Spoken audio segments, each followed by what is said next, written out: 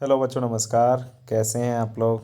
उम्मीद करता हूँ सभी छात्र बहुत अच्छे होंगे और अपनी तैयारी अच्छी प्रकार से कर रहे होंगे। बच्चों, आपका इंतज़ार भी ख़त्म हो गया है। मैंने आपसे कहा था कि फसल उत्पादन एवं उद्यान शास्त्र की वीडियो भी जस्ट स्टार्ट कर दूंगा, बस थोड़ा सा इंतज़ार कर लीजिएगा। तो इंतज़ार आपका ख़त्म होता है और ये रहा आपका चैप्टर नंबर 10 बच्चों, फसल उत्पादन एवं उद्यान शास्त्र का, जिसका नाम है अलंकृत बागवानी। बाकी 9 चैप्टर हम लोग बच्चों कंप्लीट करा चुके हैं। यदि किसी भी बच्चे ने 9 चैप्टर नहीं पढ़े हो तो हमारी प्लेलिस्ट में जा कर के प्लेलिस्ट से जो है ना वो 9 चैप्टर पढ़ सकते हैं। ठीक है, तो 10वां चैप्टर है बच्चों अलंकृत बागवानी। बच्चों, यह चैप्टर नए ब्लूप्रिंट 2022-23 के आधार पर और एक और चैप्टर आएगा हरियाली, दोनों मिलाकर 3 नंबर के पूछे जा रहे हैं और दोनों चैप्टर से एक प्रश्न पूछा जाना है। 3 नंबर में आपका प्रश्न पूछा जाएगा दोनों मिला करके। समझ में आ रहा है कि नहीं? अलंकृत बागवानी और दूसरा चैप्टर आपका हरियाली, ये दोनों चैप्टर से मिला करके 3 नंबर का एक प्रश्न पूछा जा रहा है ना? तो काफ़ी अच्छा प्रश्न है, ज़्यादा क्वेश्चन रखे नहीं है, 7-8 क्वेश्चन इसमें है, लगभग 7-8 क्वेश्चन ही उसमें है। तो ज़्यादा परेशान ना हो आप लोग। बाकी 3 नंबर के लिए जो बेहतर तरीके से आप लोग पढ़ सकते हैं, आपको जितना पढ़ाया जाएगा, मैं आपको पता ही है कि आपको ज़्यादा फालतू नहीं पढ़ाया जाता है, जितना आपको आवश्यकता है ना उतना ही आपको पढ़ाया जाता है। ठीक है, चलिए, तो ज़्यादा समय आपका ख़राब नहीं करेंगे। और दूसरी बात ये भी कहना चाहता हूँ, यदि आप हमारे यूट्यूब चैनल पर नए हैं तो चैनल को सब्सक्राइब जरूर कर लीजिए और उसके बाद बेल आइकन को दबाना बिल्कुल ना भूलें। ठीक है, अगर बच्चों आप वीडियो को देखते हैं तो ज़्यादा से ज़्यादा बच्चों तक शेयर करें, जिससे सभी छात्रों तक, एग्रीकल्चर के जितने भी बच्चे हैं सब तक अपना वीडियो पहुंच सके, है ना? और वो इस वीडियो का 12th एग्रीकल्चर का फ़ायदा ले सकें। तो ये आपका काम होना चाहिए कि बच्चों, ज़्यादा से ज़्यादा बच्चों तक आप वीडियो को पहुंचाइएगा। ठीक है, चलिए, तो अब शुरू कर लेते हैं इस वीडियो की। सबसे पहला क्वेश्चन है जो कि बहुत अच्छा है, भारत के किन्हीं 5 उद्यानों के नाम लिखिए। भारत में आपके जो ऑर्नामेंटल गार्डन है बच्चों, अलंकृत बागवानी वाले गार्डन है, उनके नाम पूछें। तो मैं आपको नाम बताता हूँ जो आपको याद रखना ही रखना होगा। सबसे पहले है शालीमार गार्डन। शालीमार गार्डन बोलो या शालीमार उद्यान, ये कहाँ पर है? श्रीनगर में स्थित है। कहाँ पर स्थित है बच्चों? ये श्रीनगर में है। दूसरा है निशांत गार्डन बच्चों। निशांत गार्डन भी कहाँ पर है आपका? ये भी श्रीनगर में है। तो निशांत गार्डन और शालीमार गार्डन, दोनों ही गार्डन कहाँ पर स्थित हैं बच्चों? दोनों ही गार्डन आपके श्रीनगर में स्थित हैं। इसके बाद है तीसरा रॉक गार्डन, जो कि बहुत इंपॉर्टेंट है। रॉक गार्डन कहाँ पर है बच्चों? ये चंडीगढ़ में स्थित है। इसको सैल उद्यान के नाम से जानते हैं, हिंदी में क्या बोलते हैं? सैल उद्यान इसको कहा जाता है। ये आपका चंडीगढ़ में स्थित है। नेक्स्ट है आपका मुगल गार्डन। तो बच्चों, मुगल गार्डन कहाँ है? तो मुगल गार्डन आपका दिल्ली में स्थित है। पांचवा है ताज गार्डन, क्योंकि ताजमहल में है तो इसलिए ताज गार्डन कहाँ है आपका? आगरा में है, जो कि सबसे महत्वपूर्ण है। छठवा, वृंदावन गार्डन कहाँ पर है? तो मैसूर कर्नाटक में। बच्चे कंफ्यूज आते हैं इसको लेकर, वृंदावन गार्डन वृंदावन कर देते हैं कई बार, तो नहीं, वृंदावन गार्डन कहाँ है? ये मैसूर कर्नाटक में स्थित है। लास्ट है सातवां आपका पैलेस गार्डन कहाँ है? तो ये पटियाला में। अब मैंने 5 पूछे हैं लेकिन बता दिए 7, तो अच्छी बात है आपके लिए। अगर एक आध दो भूल भी जाते हो तो 4-5 तो आपको याद रहेंगे ही रहेंगे। ठीक है, बहुत सिंपल है, इनको याद ज़रूर रखिएगा। ठीक है, बढ़ते हैं आगे। क्वेश्चन नंबर 2 है अलंकृत बागवानी का महत्व बताइए बच्चे। Importance of ornamental gardening. तो क्या इंपोर्टेंस है, क्या लाभ है अलंकृत बागवानी का? देखिए, सबसे पहले अलंकृत उद्यान में विभिन्न प्रकार के फूलों को उगाकर उनसे तैयार तेल, सेंट आदि बेचकर आर्थिक लाभ कमाया जाता है या होता है। सही बात है बच्चों, आजकल जितने परफ्यूम चल रहे हैं, जितने भी सेंट मिलते हैं, ऑयल मिलते हैं, आपके तरह तरह के ऑयल आपको जो है ना मिल जाएंगे, जिनकी रेट आपको पता ही है कि काफ़ी महंगे महंगे रेट पर आपको जो है ना मिलते हैं। तो इनसे पैसा कमाया जाता है, जनरली आर्थिक लाभ होता है। सही बात है, जितनी भी सेंट परफ्यूम कहाँ से मिल रहे हैं आज की? फूलों से ऑयल निकाल कर, फूलों से कैसे भी करके आपके परफ्यूम बनाकर, है ना? 1-1 हज़ार रुपये के परफ्यूम आते हैं, 2-2 हज़ार, 5-5 हज़ार रुपये तक के परफ्यूम आते हैं बच्चों। मैं आपको बताना चाहूँ तो ये सब बनाते कहाँ से हैं? तो ध्यान रखें, ये सब चीज़ें आपकी फूलों से बनाए जाते हैं। दूसरा है शोभाकारी उद्यान मन बहलाने का उत्तम साधन है। सही बात है, यदि कोई गार्डन है और किसी को यदि टेंशन है तो वह वहाँ पे जाके बैठ सकता है। गार्डन में बैठने से मन बहल जाता है और एकदम मन में जो है ना शांति जो होती है, शांति और ये समझ लीजिए एक अच्छी प्रकार का अनुभव होता है, बॉडी के लिए भी और मन के लिए भी, ठीक है ना। तो मतलब अत्यंत ये कह सकते हैं आप गार्डन में जाके जब बैठते हो शांति का अनुभव होता है ना। यदि आप लोग बैठे होंगे तो आपको ये जानकारी भी होगी। तो कितना बड़ा महत्व है अलंकृत बागवानी का आप लोग समझ पा रहे होंगे, ठीक है ना। एक वहाँ पर बैठने से आनंद की अनुभूति होती है। किसकी होती है? आनंद की अनुभूति होती है गार्डन में बैठने से। तीसरा है अलंकृत उद्यानों से घर के आसपास की सुंदरता बनी रहती है। मानकर चलिए आप लोग अपने घर के पास, आपका मकान है कहीं और वहाँ पे आसपास यदि आप गार्डन लगाते हो तो कितना सुंदर लगेगा, कितनी सुंदरता बढ़ेगी, ये आप लोग अच्छी प्रकार से इसको समझ सकते हैं, ठीक है ना। चौथा है अलंकृत उद्यानों के फूलों का उपयोग देवी देवताओं पर चढ़ाया जाता है या चढ़ाने के लिए उपयोग किया जाता है। सही बात है बच्चों। जो भी फूल हैं, जैसे कनेर के फूल पीले होते हैं, आपके गुलाब के फूल भी चढ़ाए जाते हैं, इनसे मालाएं भी बनाई जाती हैं विभिन्न, है ना। गार्लैंड्स जानते होंगे आप लोग, माला बनती हैं।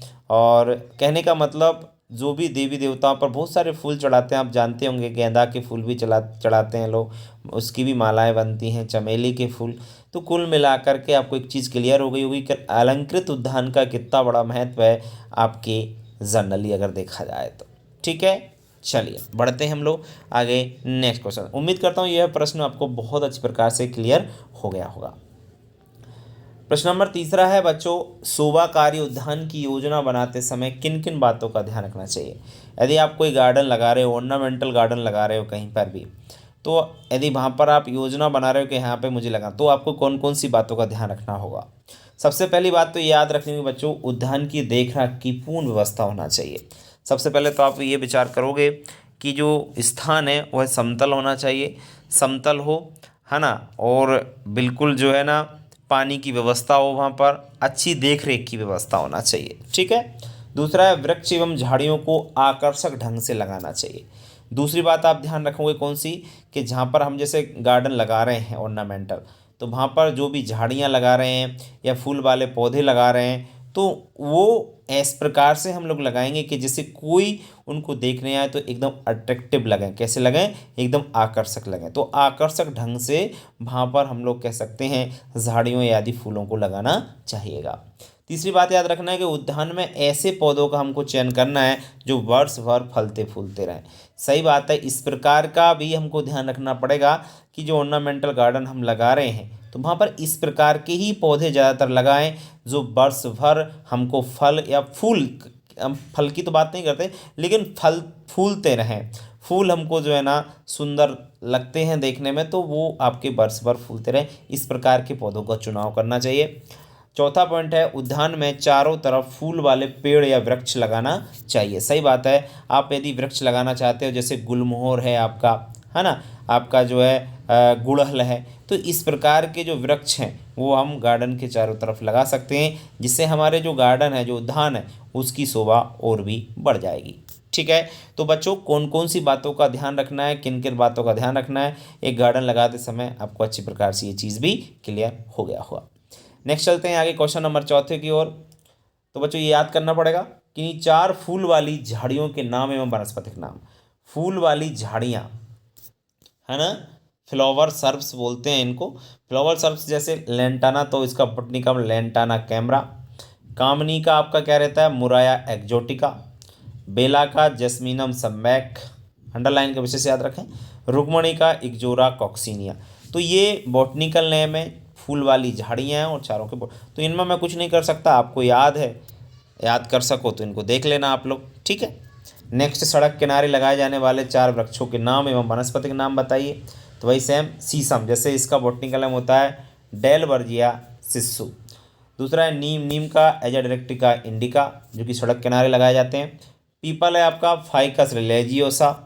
जामुन का है यूजीनिया सिजियम। अंडरलाइन का विशेष याद रखोगे आप लोग, क्योंकि हमेशा बॉटनिकल नेम के नीचे अंडरलाइन की जाती हैं 2, है ना। चलिए, तो ये याद रखें आप लोग, सड़क किनारे लगाए जाने वाले वृक्षों के नाम एवं उनके बॉटनिकल नेम। बॉटनिकल नेम याद करने में थोड़ी सी समस्या जरूर होती है, ये बात सब लोग कहते हैं। नेक्स्ट है बच्चों, किन्हीं 3 छायादार झाड़ियों के नाम एवं उनके वनस्पतिक नाम लिखिए। अब कौन सी झाड़ियाँ हैं? छायादार, तो इसको वायुवृत्ति झाड़ियाँ भी कह सकते हैं, ध्यान रखें। तो छायादार कौन कौन सी? जैसे बांस है, तो बांस का बॉटनिकल नेम बम्बूसा स्पीसीज है, ध्यान रखें। दूसरा है पॉपुलर, पॉपुलर का पॉपुलस स्पीसीज है। और फरास है, इसका टैमेरिक्स आर्टिकुलेटा है, टैमेरिक्स आर्टिकुलेटा। तो ये छायादार झाड़ियाँ हैं, इनके नाम एवं बॉटनिकल नेम भी आपको याद रखना है। ठीक है, ये देखो 3 क्वेश्चन आपने इस प्रकार के क्वेश्चन देखो कि इनको समझने में कुछ भी नहीं है, समझा क्या समझाओगे इसमें, ये याद करने की चीज़ें यदि आपको याद हैं और एग्जाम में आ गई तो सही हो जाती हैं, अन्यथा आप लोग जानते ही हैं। ठीक है, क्वेश्चन नंबर 7वां है, अलंकृत उद्यानों की अंगों की सूची बताइए कि एक गार्डन होता है उसमें क्या क्या चीज़ें होती हैं, कौन कौन से आपके जो है पार्ट्स होते हैं। सबसे पहले हम बात करें सड़क, रास्ते और पगडंडी, ये सब चीज़ें हो रहती हैं गार्डन में। वृक्षावली यानी वृक्ष लगे रहते हैं, हरियाली यानी लॉन लगी रहती है, नीचे जो दूब घास होती है वो। बाड़ मतलब चारों तरफ आपका क्या लगी रहती है, बाड़ लगी रहती है, हेज बोलते हैं इसको।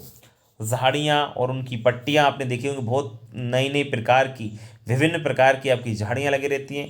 गमला स्थल, जहाँ पर गमला रखते हैं। लता, लता मतलब लताएँ जो बेल होती हैं वो सुंदर बेल फूल वाली आपकी जो है लता रहती हैं।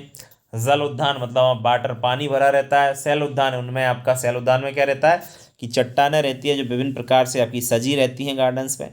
तो ये सभी आपके एक अलंकृत मतलब ऑर्नामेंटल गार्डन, शोभाकारी उद्यान के क्या होते हैं, अंग होते हैं। ये सब चीज़ें यदि गार्डन में हैं तो गार्डन बहुत ही मनमोहक एवं सुंदर लगता है। क्वेश्चन नंबर 8 है बच्चों, इस चैप्टर का लास्ट चैप्टर मानो इसको, लास्ट क्वेश्चन है बच्चों। अलंकृत उद्यान बागवानी के क्षेत्र को बढ़ाने के लिए सुझाव दीजिए। यदि ऑर्नामेंटल गार्डन जो है ना इसको बढ़ाना है, तो क्षेत्र को बढ़ाना है, तो क्या क्या सुझाव आप देंगे। तो पहला सुझाव है लोगों में अलंकृत बागवानी के प्रति रुचि जागृत करना चाहिए। सही बात है, लोग ऑर्नामेंटल गार्डन को ज़्यादा महत्व नहीं देते, जागृत लोग नहीं है, तो एक सबसे बड़ी बात तो ये है। तो क्षेत्र बढ़ाने के लिए हमको क्या करना चाहिए कि लोगों में जागृत करना चाहिए कि फूल वाले पौधे ज़्यादातर लगाएं। दूसरा है समय समय पर पुष्प प्रदर्शनी का आयोजन किया जाना चाहिए। सही बात है, अगर पुष्प प्रदर्शनी जो है ना आयोजित की जाएगी तो विभिन्न जैसे फर्स्ट सेकंड थर्ड आते हैं तो इनको जो है ना इनाम भी दिया जाना चाहिए, जिससे क्या प्रोत्साहन मिलता है लोगों को ऑर्नामेंटल गार्डनिंग के प्रति, है ना। तो वही चीज़ है, तो पुष्प प्रदर्शनी लगाना चाहिए और साथ में यदि जो फर्स्ट सेकंड थर्ड आते हैं उनको जो है ना प्रोत्साहन दे के प्रोत्साहित करना चाहिए, है ना। उनको इनाम जो भी राशि है वो जरूर दी जाना चाहिए। तीसरा है फूलों की खेती को बढ़ावा दिया जाना चाहिए।